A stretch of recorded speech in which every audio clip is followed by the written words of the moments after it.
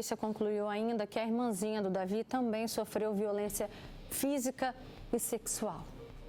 Esse é o nosso assunto de agora. Participa com a gente. Você que é pai, você que é mãe, você que tem criança em casa, você ama seu filho? Então, participa com a gente porque a sua opinião, o seu comentário é muito bem-vindo para a gente ajudar a proteger as nossas crianças, né? Qual é o papel da sociedade? Vem cá, aqui no nosso estúdio, a gente recebe a psicóloga Aline Hessel. Obrigada, Aline, pela sua participação com a gente, viu? Boa tarde. Boa tarde. E a gente também recebe aqui o Jean Cléris, que é conselheiro tutelar. Jean, a gente já imaginava, né, de acordo com os sinais no início dessa história, que essa criança havia sido vítima de espancamento, possivelmente estuprada. Ainda tem agora mais esse outro detalhe com tamanha crueldade. Ainda encontraram cocaína no sangue dessa criança, né? A gente vê um caso de extrema covardia com as nossas crianças, né? É verdade. Boa tarde, Roberto. Boa tarde, Aline, a todos que nos acompanham. Né? Agradecer o espaço que o Conselho Tutelar sempre tem neste programa, né? De ajudar nas considerações, nos esclarecimentos. O órgão Conselho Tutelar existe justamente, né, para que as crianças e adolescentes não tenham seus direitos violados. Né? O Conselho Tutelar existe para ajudar. Infelizmente, nós temos esse rótulo de que o Conselho Tutelar é um órgão punidor, que vai, né, tirar a criança de mãe para colocar em abrigo. Não. O Conselho Tutelar existe para ajudar, para acompanhar, para fazer requisições de serviço, né, de saúde, de educação, né, e vários outros. Essa notícia, sabe, nos pegou assim de uma forma tremenda, né? A gente fica até assistindo aqui, acompanhando novamente, né? A gente sempre ouve falar, né, da violência contra uma criança. A gente vê que, até comentei aqui anteriormente já em outro programa, que mesmo estando, né, lidando com esses casos diariamente, a cada dia nós somos surpreendidos por casos novos e por, sabe, extrema violência. Né? Desde o início, né, quando esse caso chegou para o Conselho Tutelar, né, nesse caso o Conselho Tutelar de Cariacica, informações eram desencontradas, né? Então, né, foi encaminhado para a polícia, né, para a Polícia Civil, nesse caso, fazer, né, a investigação. O Conselho Tutelar não é órgão investigativo, a gente não investiga, né? A polícia fez toda a investigação, fez todo o acompanhamento e foram descobrindo, né? E chegou nessa questão hoje, né, de que a mãe não estava. No início ela disse, né, que havia deixado as crianças com ele para trabalhar no norte do país e tal, né, e se descobriu essa situação.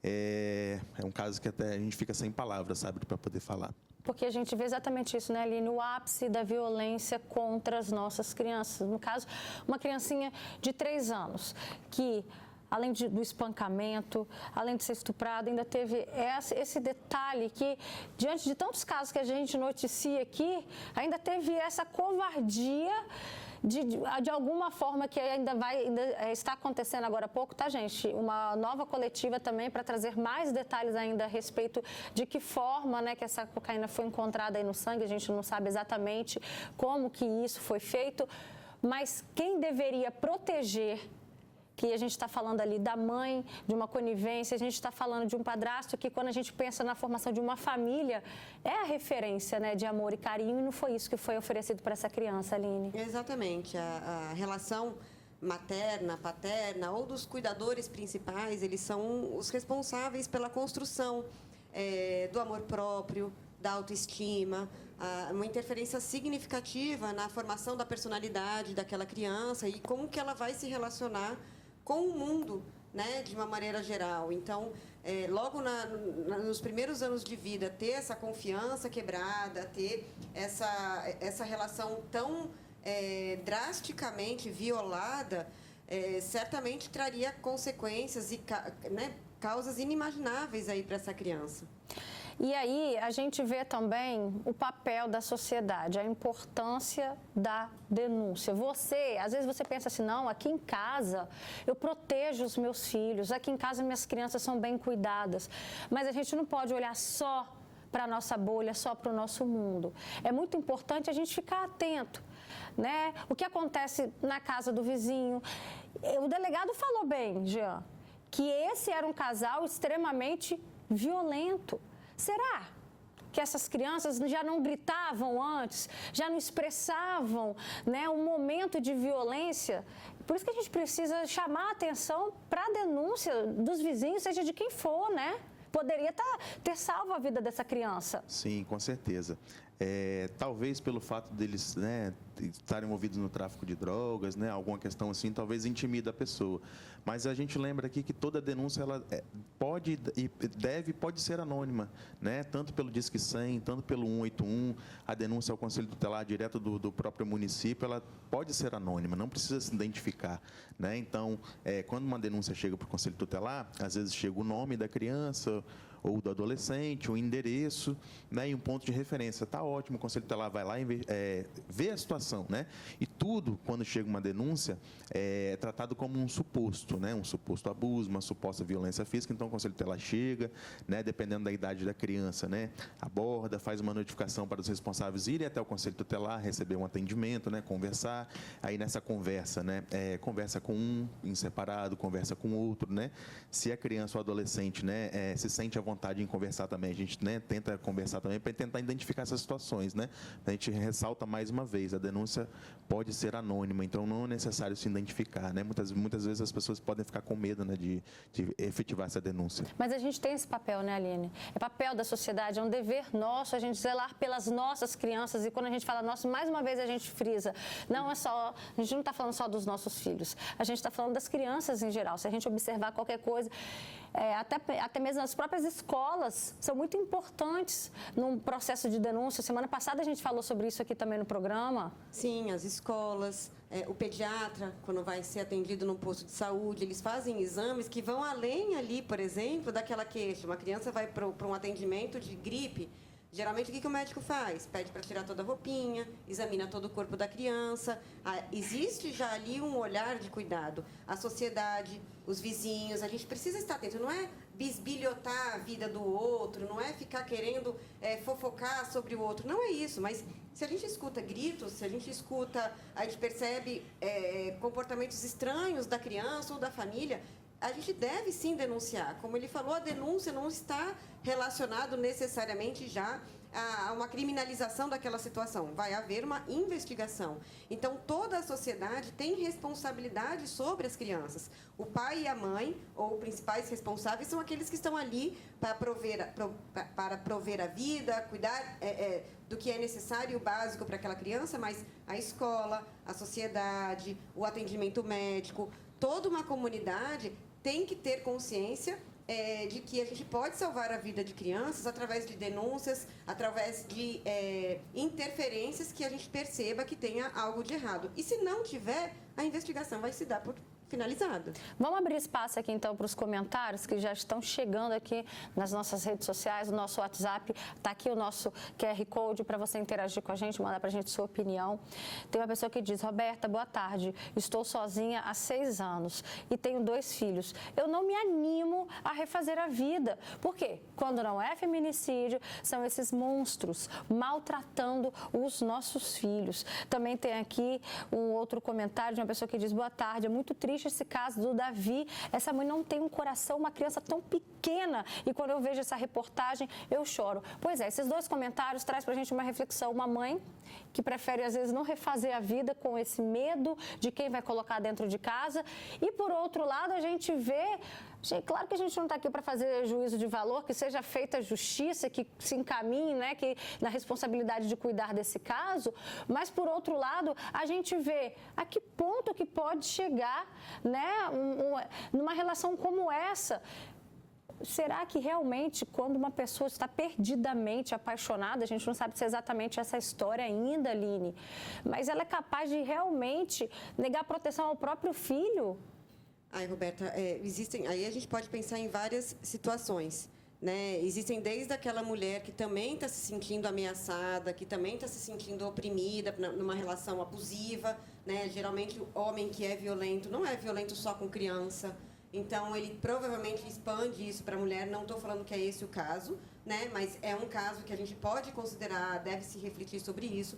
Mas esse caso em particular, o que a princípio deixa claro é que ambos tinham atitudes violentas, ambos tinham atitudes que corroboravam com essa atitude com as crianças, seja pelo abuso das drogas, seja da violência física. Não dá para saber, não dá para entender muito bem O porquê disso? Claro que se a gente for entender, provavelmente a vida anterior dessas pessoas, provavelmente elas também foram crianças e jovens que sofreram abusos, que sofreram violência. Não que justifique, não que é para ter pena deles por conta disso, ou que eles não devam ser punidos. Até porque eles têm chances de rever isso, de pedir uma ajuda, fazer um tratamento, né? Tem chance disso. Sim, e o quão importante é as pessoas que já sofreram violência, que já sofreram esse tipo de situação, tentar impedir a continuidade dessa violência. A responsabilidade de quem já sofreu de tentar buscar ajuda e impedir que esses comportamentos sejam passados de geração a geração, a naturalização da violência. Porque uma criança que foi violentada, ela cresce naturalizando a violência. E a gente precisa deixar claro aqui que a violência, seja ela qual for, não deve ser naturalizada. Então, o bater, o agredir, o oprimir uma criança não é uma estratégia de educação. E a gente precisa acabar com essa perpetuação de educação. E isso pode ser uma forma da gente impedir que novos casos de violência com crianças aconteçam. Tem um comentário aqui muito interessante, uma pessoa que diz: eu tenho um neto que vai fazer 5 anos e eu pedi conta do meu emprego, né, que eu tinha 3 anos que trabalhava lá, porque eu preferi sair do que deixar ele com qualquer pessoa. Nem com a mãe dele eu deixo, porque ela é dependente química e não gosta do filho, não aceita ele. E ela mesma pode fazer mal ao próprio filho. Então, a gente está falando aí dessa rede de proteção que todas as crianças precisam, né? Jean, é muito comum o Conselho Tutelar receber casos de maus tratos de crianças que a família, que alguém ali tem esse envolvimento com a droga? Sim, infelizmente. É uma realidade cada vez mais que tem chegado ao dia a dia do Conselho Tutelar, né? Estruturas de famílias cada vez mais quebradas, né? Destituídas. E aí cabe, né, ao Conselho Tutelar, nas tentativas, né, de ajuda nessa família, requisitar os serviços, né, da assistência social para serviços de convivência e fortalecimento de vínculo, né, requisição para serviços de saúde. Muitas das vezes as crianças estão fora da escola, não estudam, não tem ninguém para levar. Sempre tem uma desculpa: não tem ninguém para levar, hoje não teve ninguém e tal. E com aquilo tudo vai perdendo um ano, vai passando o tempo, a criança fica fora da escola. Então, assim, né, o Conselho Tutelar está à disposição, denunciem. A gente ressalta mais uma vez a importância da denúncia. O Conselho Tutelar só consegue chegar aos casos através da denúncia. Então, denuncie. E olha só, não é a primeira vez, viu, gente, que esse tipo de tragédia acontece aqui no Espírito Santo. Infelizmente, a gente tem aí casos que ficaram muito marcados pela crueldade com os nossos pequenos. Olha só. Em 2020, a menina Ágata Vitória foi morta pelo padrasto, Elisnai Borges. Ela e o irmão ficaram sob responsabilidade dele enquanto a mãe foi para o trabalho. Quando ela voltou, encontrou a menina desacordada. Ágata foi levada para o hospital, mas não resistiu. A polícia descobriu que a menina foi assassinada. Elisnai foi condenado a 37 anos de prisão. Outro caso que chocou o estado foi em abril de 2018. Os irmãos Joaquim e Cauã foram mortos em Linhares. Os meninos estavam em casa sozinhos com o padrasto Jorgeval Alves. As investigações confirmaram que ele abusou sexualmente dos meninos, matou e colocou fogo no quarto onde os corpos foram encontrados. Jorgeval foi condenado a 146 anos de prisão. Ai, gente, que tristeza, né? A gente relembrar esses casos que ficaram realmente marcados. A gente tem aqui mais participações. Tem uma pessoa que diz aqui: isso não merece ser chamada de mãe. Mãe é amor e principalmente proteção. Também tem uma pessoa que diz: no meu ponto de vista, a mãe não deve confiar em ninguém, quanto mais num companheiro. Também tem outra participação. Infelizmente, esse caso e outros foram causados por um padrasto, onde a mãe, muitas das vezes, tem participação. Misericórdia, estou assistindo um programa, estou extremamente chocada com essa história. Eu tenho uma filha de 11 anos e jamais deixaria ela com alguém. Para mim, tanto esse monstro também é a mãe que tem que ser punidos, né? Que justiça seja feita depois agora de toda essa conclusão aí da investigação. Agora, eu queria que vocês falassem, já que a gente está reforçando tanto a importância da denúncia, quais são, então, esses sinais? O que a gente precisa observar? São o quê? São gritos de crianças? São marcas? Como que a gente, enquanto vizinho, a gente, enquanto colega de uma outra família, a gente, enquanto sociedade, o que a gente observa nessas crianças? Olha, é complicado. Quem tem criança, a gente sabe que, por exemplo, gritos é algo que eventualmente acontece, seja dos responsáveis, seja das crianças, que não necessariamente significa algum problema ou alguma situação ruim. Mas é normal, por exemplo, uma criança chorar todo dia ali? Sim, não. Eu tive um bebê que chorava todo dia, né? Mas era recém-nascido. A gente não pode esperar que isso aconteça.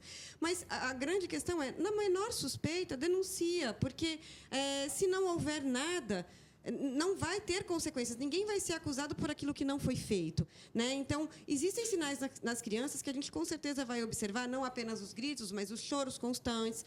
Uma criança é para ser feliz, é para ser ativa, é para querer brincar, é para querer ser curiosa. Se você vê uma criança muito acuada, muito em silêncio, na escola a gente pode citar, né, a mudança de comportamento. Então, uma criança que era muito agitada e passou a ser muito quieta, ou que era muito quieta e passou a ser muito agitada, a gente tem que ficar atento com relação a isso.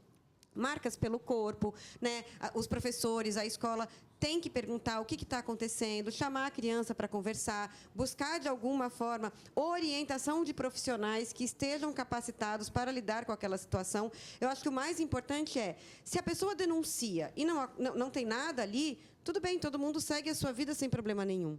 Agora, quando a gente não denuncia e algo está acontecendo, o risco da vida de uma criança pode estar em jogo. Pois é, gente. O Davi Lucas, por exemplo, poderia ser salvo, mas, infelizmente, ninguém denunciou, né? E aí, imagina agora como é que fica essa vizinhança. Tudo bem que o Jean falou, né? Às vezes tem ali uma região com envolvimento de drogas, todo mundo tem medo, mas a denúncia, ela é anônima. Tem uma pessoa que pergunta o seguinte: boa tarde, eu moro em Flechal 2, prefiro não me identificar. E aí, aproveitando a oportunidade, eu gostaria de saber se o Conselho Tutelar vem nos bairros para verificar mães e pais usuários com crianças, noite e dia, pelas ruas do bairro, crianças mal cuidadas. Ou seja, essa pessoa aqui já está aproveitando esse espaço no Fala Espírito Santo para, de alguma forma, fazer essa denúncia, Jean. Né? Existe esse trabalho?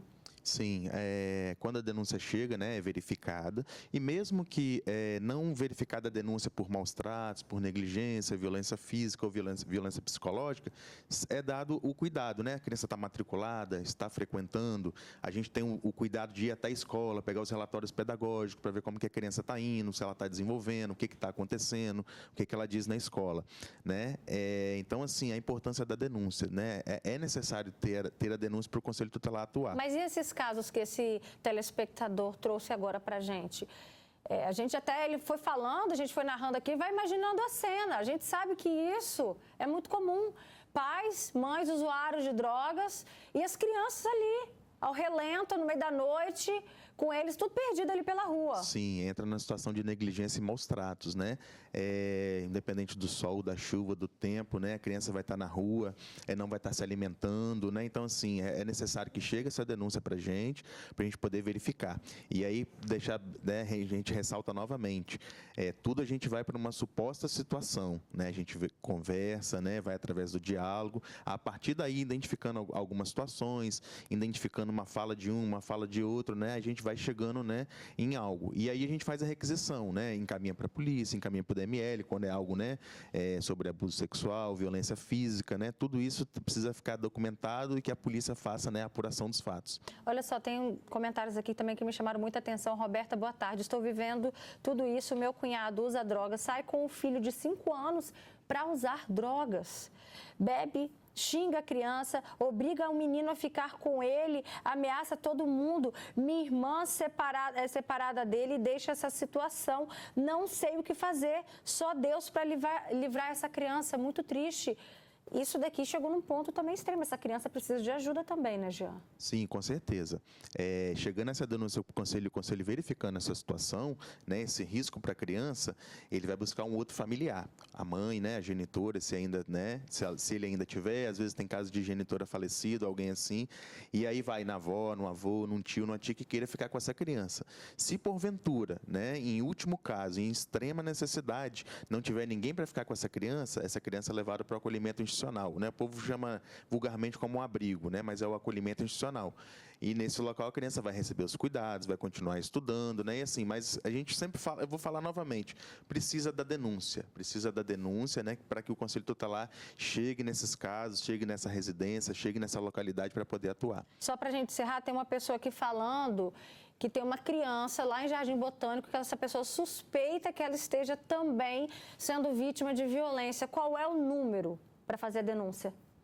Pode ser feito ou no Disque 100 ou no 181, ou através, como é Jardim Botânico Cariacica, também pode fazer a ligação para o Conselho Tutelar de Cariacica para poder verificar a situação. Só jogar no Google, né, o número do Conselho Tutelar, e daqui a pouco a gente também pode, ao longo aqui do programa, reforçar esse número para vocês, tá bom, gente? Olha, Jean, muito obrigada pela sua participação, viu? Uma boa tarde.